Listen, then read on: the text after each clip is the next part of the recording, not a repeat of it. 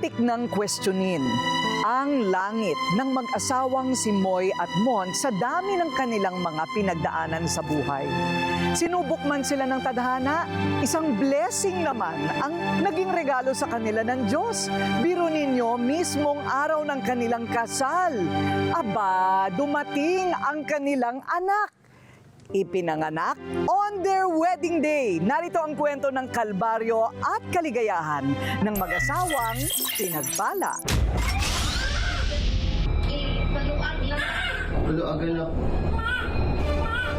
Isang babae na paanak ng di oras sa loob ng hotel.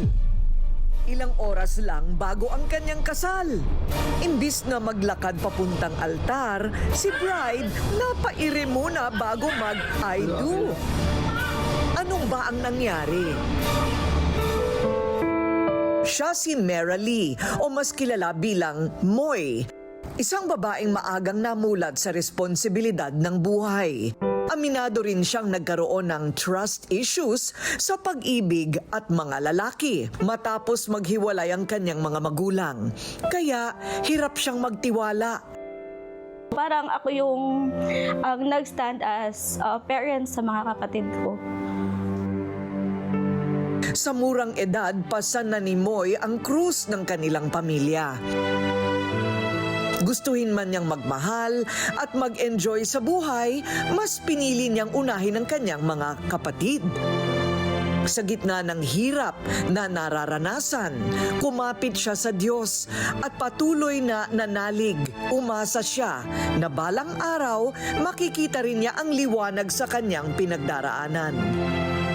Sometimes I blame God why He is doing this one, but I always keep it in mind that maybe He was doing this just because to strengthen my faith. Siya naman si Bril Mont o Mont for short. Ang Cebuanong madalas matalo sa pag-ibig. Aminado si Mont na walan din siya ng tiwala sa mga babae. Ako din naman, nasaktan, and then parang may trust issues na din ako sa mga ganong relationships. Pero mahiwaga ang buhay, lalo na kung sasamahan ng matinding panalangin at pananampalataya. Ang landas ni Moy at Mont abay nag-cruise. 2 pusong sugatan, pinagtagpo ng kapalaran. Ito na nga ba ang liwanag at sagot sa kanilang mundong puno ng sakit at kadiliman? On the time na nagkilala kami, I'm in the process of healing. I always ask God, Lord, give me the sign if siya na ba talaga. God is very good. He gave me signs. One of the things that I asked from Him is give me a guy that is God-fearing person and that who will go through with me through ups and downs. Tulad ng normal na relasyon, ang kwento ng kanilang pagmamahalan, kailangang dumaan din sa tampuhan, away at pagsubok. Lalo pat long-distance relationship ang mayroon sila. OFW si Moy, pero dahil pursigido si Mon, ginawa niya ang lahat ng imposible para hindi mauwi sa wala ang kanilang pagmamahalan. Buti na lang, pwede na lahat sa online. Sinasabi ko sa kanya na, yeah, let's go to a cafe, parang virtual date na pumunta siya sa nearest cafe niya. Then ako din, pumunta din ako sa nearest cafe. We have our coffee, our pastries, or yung pancakes, and then we FaceTime each other. Kumakain kami, parang nandyan lang siya sa harap ko, then ako nasa harap niya, pero nasa different countries. Muntik nang mauwi sa hiwalayan ng kanilang pagmamahalan, pero dahil pareho nilang hiniling ang isa't isa, langit ang nagbigay na ng liwanag sa kanilang isipan. Ayoko na talagang mag-communicate sa kanya, tapos hindi niya alam na pauwi na ako doon ng Pinas. Hindi talaga ako nag-communicate sa kanya, tapos send siya sa akin ng video na umiiyak siya. Nung sinabi niya na nasa airport na siya. Pinakita niya yung luggage niya, yung ticket niya na pauwi na siya. So, yun, parang na-lift up ako na, ay, okay, may pag-asa pa. Hindi natiis ni Moy si Mont. Pagdating niya sa Pilipinas, nagkita sila sa isang mall. Masinsinan ang pag-uusap at doon nila napagtanto na ayaw nilang mawala ang isa't isa. Love ko na rin siya that time. So, kaya ayun, nakipagkita na rin ako sa kanya. And I really find the right person. Ipinagpatuloy ni Moy at Mont ang kanilang relasyon. Hanggang ayun na nga, nagbunga ang kanilang pagmamahalan. Nagbuntis si Moy at agad nagplano sila ng isang simpleng kasalan. I really want to get married and have a family. So ayun, I decided to go home after working abroad. I decided to go home and then nagplano kami to get married. Pero sa araw ng kanilang mismong kasal, isang pagsubok na naman ang kanilang pagdaraanan. Ilang oras bago lang nilang sabihin ang matatamis na I do. Si Moy, iba ang sinigaw. Aray!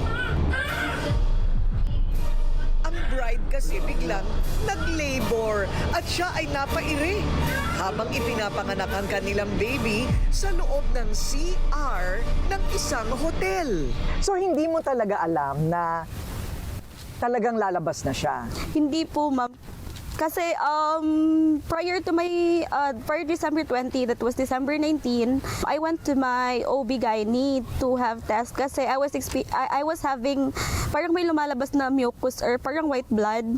So I went there and then sabi ng OB ko, hindi pa daw ako manganganak, so no need to worry. At wala ka symptoms na parang maiiri ka na or Wala talaga. spasm, wala? Wala. Parang may lumabas na talaga na ulo. Ay! Yes. Saan? Sa banyo na rin? Yes. So, humiga ka na doon? Hindi naman. Oo. Nag-squat. Oo. And then, may tissue holder doon. Doon ako kumapit sa tissue holder. Oo. Tapos push Mabuti talaga. alam mo ang gagawin mo. Actually, hindi rin. alam. Pero, nasa isip ko kasi if ever, hindi ko ipupush or hindi ko ilalabas si baby, baka magiging critical yung mangyayari sa amin. Like, I will be endangered. Nakuhanan pa ni Moy ng larawan ng mismo niyang panganganak. Si Mont bilang first-time dad, hindi mapakali, hindi niya alam ang gagawin sa nanganganak ng kanyang soon-to-be asawa. Ikaw, syempre, nasa ibang lugar. Yes, actually nangyari yun, nasa 5th floor sila with my boys, nasa 6th floor. Yung narinig ko lang talaga is, Kuya, yung ulo ng baby lumalabas na papuputahin ka ni ate sa room niya. Sabi ko, ha? What? So parang na-alive ako noon. So dali-dali ko nag-open ng door and then parang aligaga talaga ako. Then nung nandun na kami ng 5th floor, pag-open ko ng door talaga, kasi pag-open ng door, yun yung unang sigaw or yung unang cry ng baby. To the rescue ang best man ni Mont. Kahit walang alam sa pagpapaanak, siya ang kumarga sa bata, binalot sa tuwalya at dinala sa ospital. Ako na yung nagkusa. Kumuha lang kami ng towel para yung tubigan at saka yung bata, masasama ko sa isang aswat ko lang. So, pag kuha ko ng bata, diretso na kami, elevator hanggang sa sasakyan. Pero ang tanong, paano na ang kasal? Matutuloy pa ba ang sumpaan nila sa altar? Pumunta kayo ng ospital and tinuloy nyo pa rin. Yes. Bakit? Because andun na yun eh. Ginasusan na lahat. Opo. Oo, ginasusan na lahat. Yes. Nagsuot ka ng traje de boda mo? Yes. Yes. Nakapagsuot ka pa ng wedding gown mo? Yes. Nakapag-makeup din. Totoo? Masakit.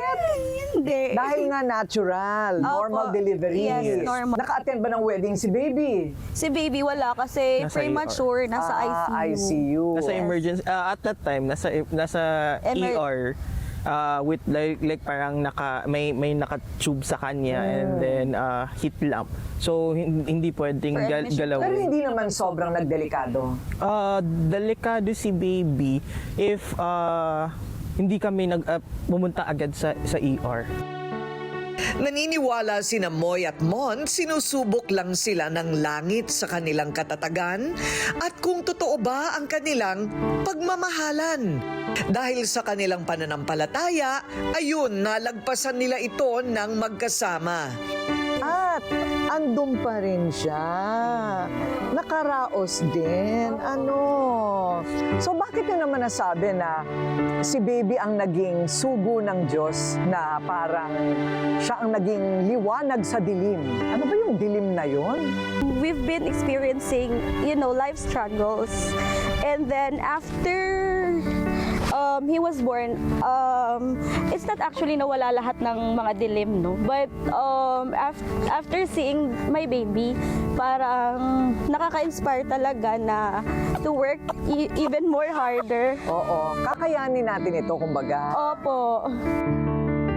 Tagaan lang taon ng si Wins o kanang kabaskog sa iyang panlawas nga mudako ra gyud siya nga sakto sa kuan gyud paghatag sa Ginoo niya nga mao nay iyahang naagian sa iyahang pagkatao nga wala gyud siya na kuan sa iyahang days bitaw niya sa iyahang buborn nang ta siya mao siya pag-anak. Mao gyud na among pasalamat Ginoo ra gyud nasayod. Anha ra gyud may mangayo niya sa mahal nga birhen sa regla. Mao gyud ay gidevoted na ko bitaw. Totoo nga na answered prayer nila ang isa't isa. Liwanag na mula sa kanilang puso, kaya sila pinagpala. Mas nadagdagan pa ang liwanag na iyon ng kanilang pamilya sa pagdating ni Baby Wayne. Ano naman ang inyong mensahe sa isa't isa? First, after getting married, I realized that being a wife or being a mother is not easy. But if there's a supportive husband, napakadali lang talaga. So I just hope he will continue showing. I just hope he will continue being consistent as a father and he will not change. He will continue to support us and then give us love. Nagbago ba yung oath nung pinanganak yung bata? For me, yes. Kasi nung lumabas si baby, I'm striving to give them the best of the best. And then give parang gusto kong wala silang sakit or kung may sakit man or kung may lungkot, gusto kong kunin lahat para parang kung may Ikaw na lang ang magdadala. Oo, yes po. Okay, well, baka yan na talaga ang magdadala na rin sa inyo ng sobrang kayamanan, kaya alagaan yung mabuti si Yes Wayne. po. Makapigil hininga man ang kanilang naranasan sa espesyal nilang araw. 2 himala ang agad ibinigay ng langit sa mag-asawa. Isang sanggol at isang pamilyang matatag at buo. Hindi man naisulat ang eksaktong mensahe nila sa isa't isa sa araw na iyon, mas pinili ng tadhana na gawing mas makahulugan ang kanilang I do sa isa't isa. Kung minsan ang tunay na pagpapala dumarating hindi sa paraang inaasahan natin, kundi sa paraang kailangan. Katulad ng pagmamahal ng langit kina Moy at Mont, ang tunay na mag-asawang pinagpala. Pwede nang pipiliin, sisintahin